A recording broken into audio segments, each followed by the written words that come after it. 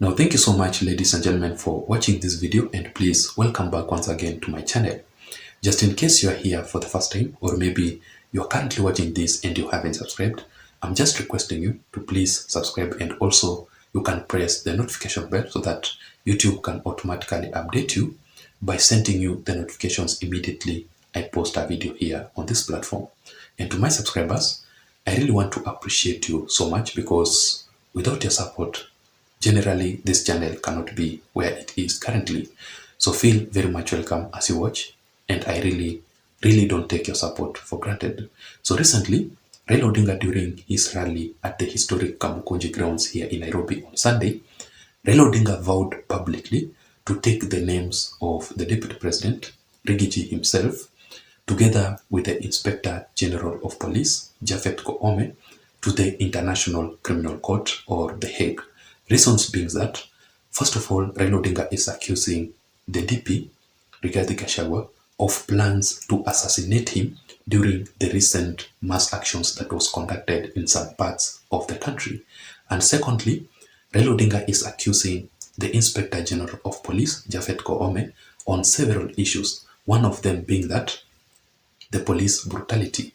According to Raila Odinga, the police were too much brutal to the Azimio la Umoja Alliance protesters, and it is actually their democratic right to take to the streets and demonstrate or protest, because it is according, or it is within, the Constitution of the Republic of Kenya. So according to Raila Odinga, the police were supposed to protect the demonstrators or the protesters during that event, but they were so brutal, they chased them away. Some of them were also injured, and they were taken to the hospital, and several issues happened to the protesters, to the Azimio la Umoja Alliance protesters. But I think Raila Odinga is being one-sided here, because even the police were totally injured, some of them, during that process. Why is it that Raila Odinga is mistreating the police, and he wants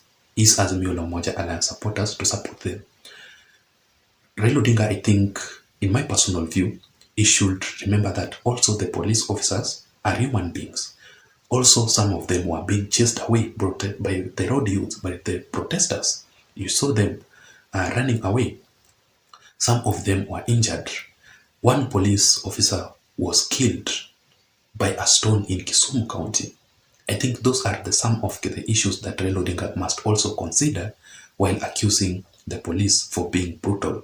Secondly, ladies and gentlemen, Raila Odinga is accusing the IG of police, Koome, for allowing the police to operate with plain clothes.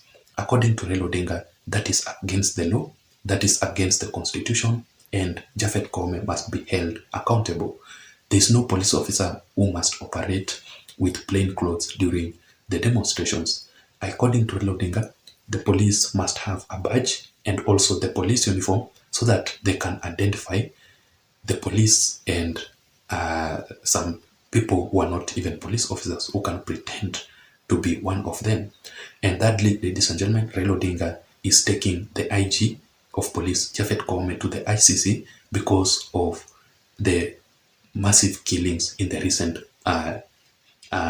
mass actions or the demonstrations.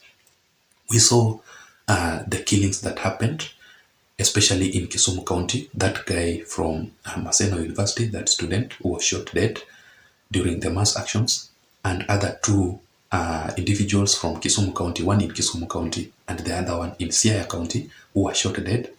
And also there is one child from Kibra constituency here in Nairobi County who was reported dead simply because of inhaling too much of the tear gas. So according to Raila Odinga, the Koome must be held accountable. But according to the information that I'm having here is that the International Criminal Court disapproved Raila Odinga's letter yesterday that was dispatched by Raila Odinga's lawyer by the name Paul Mwangi to the ICC. And according to the reasons that the ICC took is that, first of all, Raila Odinga's accusations failed to meet the ICC standards of accusations. According to the ICC, it only deals with very, very serious crimes, like, for example, the gravest international crimes like the genocide and the war crimes against humanity, not demonstrations, not the mass actions.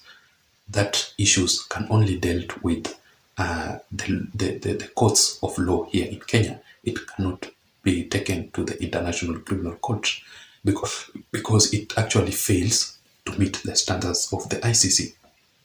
And I have always opined here, immediately Raila Odinga started to mention about the ICC, that this ICC thing might even cause a lot of trouble to Raila Amolo Odinga in his entire political career also.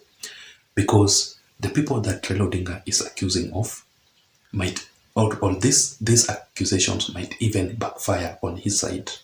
Secondly, ladies and gentlemen, the ICC ruled out Raila Odinga's letter simply because of Raila Odinga's unlawful acts during the mass action across the country or in some parts of the country. Raila Odinga also participated in unlawful acts together with the Azimio La Umoja Alliance during that event. We saw the massive looting that happened. We saw the unpeaceful protest whereby it was chaotic and so much violent. Also, we saw the protesters vandalizing, destroying other people's properties. Some people's businesses were looted.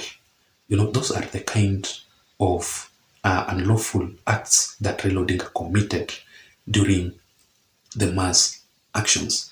Raila Odinga, if he was a good person, he should have stood to warn his Azimio La Umoja Alliance protesters against unpeaceful protesting, against public looting, and various issues that occurred.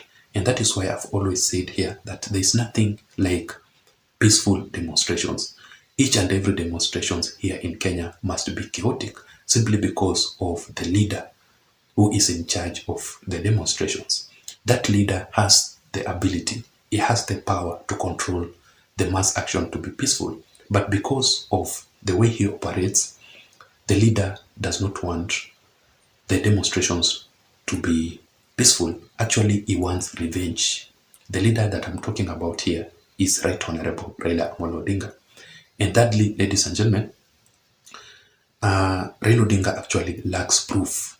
Remember, when Raila Odinga is accusing somebody like the Deputy President of the Republic of Kenya, remember that Rigathi Gachagua is not just an ordinary politician.